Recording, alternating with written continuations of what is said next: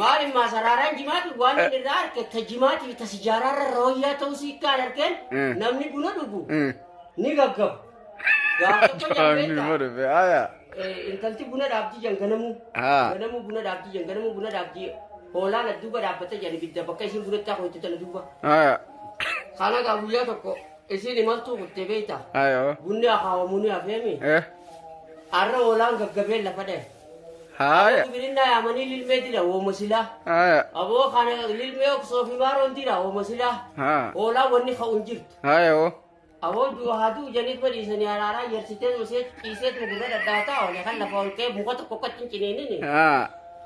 Yaa aboo guyyaa isiin galtu yaa aboo hoolaan kee akka deebi'ee gahalee deebi'ee lafatti hafee jedhanii ni beekta yaa rabbi maaluma ta'e jettee takkitti gubbaa dhaabbattee ni ilaalte. Aboo Rabbi naa qooden dhabumee firraanu maalittiin bunaan dhugu kana dhabaa miti jettee ogguu isiin gamana deebitee bunaa hooytee buna gaammaan kana bishaan itti fataaftee bunni cigii bijee isiin amma bunni asii urgaa'u. Shurufkaan bunaa akkatti ibidda duubatti irra gadi hin dhoofne. Hoolaan asuma buna dhadhabatee lafaa ka'e. Jeetu mammaan sana garaabaa kalee dura guranii eegalee jaan. Hoolaa uif wallaachitti araaraa